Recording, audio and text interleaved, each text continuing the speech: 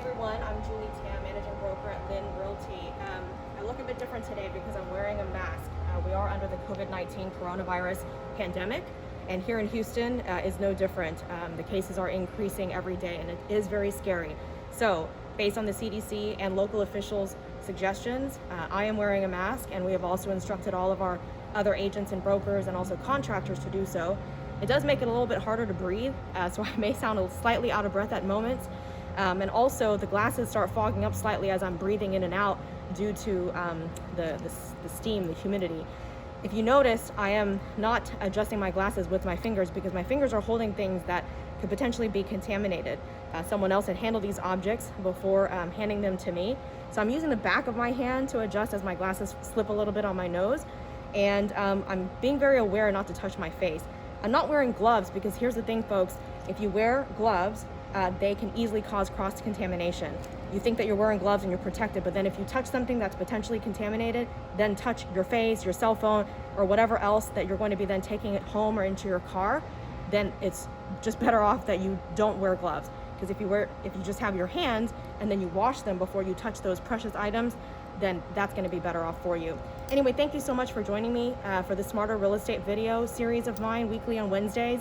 Today I'm actually at a property to check out to see if the tenants are still living there. Here's the thing, our current office policy is that no one who works in our office as office staff is allowed to go into an occupied property because of the risk associated with it. Even wearing a mask, it's not completely protective. You want to still maintain your social distance. When I'm going into a home, I'm trying to protect parts of my face where liquid droplets can get in, because I don't know when the last time was that someone was in this home. The person could still be living there, or they could have just moved out. I'm hoping they've moved out. Researchers have shown that droplets in the air released by breathing, talking, coughing, sneezing, or otherwise, another type of release of mucus and saliva droplets can stay in the air for up to 3 hours. And who knows, it could be even longer. Each time researchers are discovering that the virus is living longer and longer on surfaces and in the air. The reason why I need to come in and check this property is because this tenant has failed to pay rent for the month of March.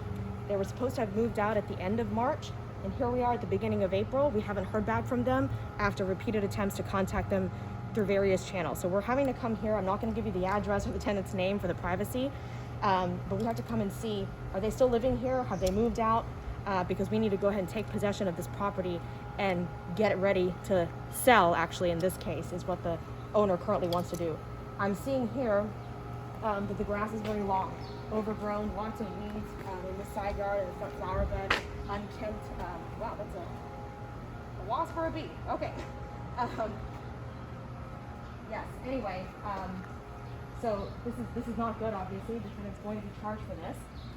I've got my director of operations from our company here with me today, who happens to be my husband. So we are not socially distanced because we live together, and we are practicing all of the procedures to a T. So I'm testing out these keys on the front door. These are the keys that are supposed to be able to get me into this house, and they're not working. These are actually all the same key, but I'm testing all of them just in case, one of them is slightly off when you do a key duplication. Sometimes that can happen.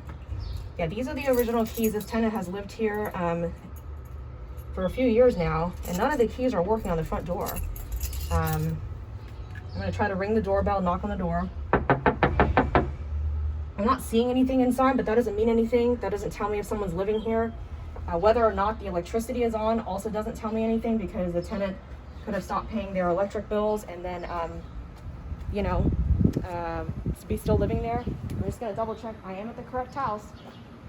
So, this means that either for some reason the key's not working, or the tenant has rekeyed or changed the locks without notifying us, and they're supposed to obviously notify us when they're doing something like that. I'm trying to think if there's another way that I can gain access to this property. I'm going to try this on the side yard. This grass is so long, I don't even know what is under the grass. Yeah, this isn't working here either. And they did not return keys or garage remotes. So at this point, I'm going to have to get a contractor to assist me with this.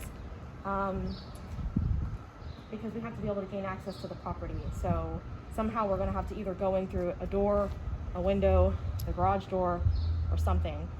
So once I'm able to gain access, then I can assess the property for any damages, anything left dirty, what the condition is, and then do our deposit itemization to deduct for anything that we need to deduct for.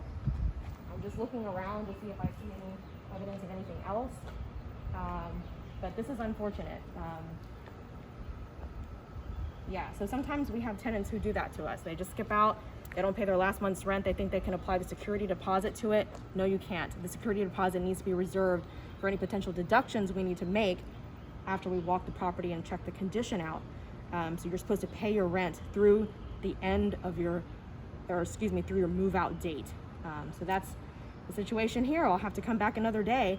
Thank you for watching though, and this is how it goes. You know what I'll do is I'll go ahead and put a lockbox up, so that way if I get a contractor over here to handle this, then, you know, if a new key is made or whatever the situation may be, then they can go ahead and put it in the lockbox. So this is going to already be here, so we don't have to make another trip to deal with this.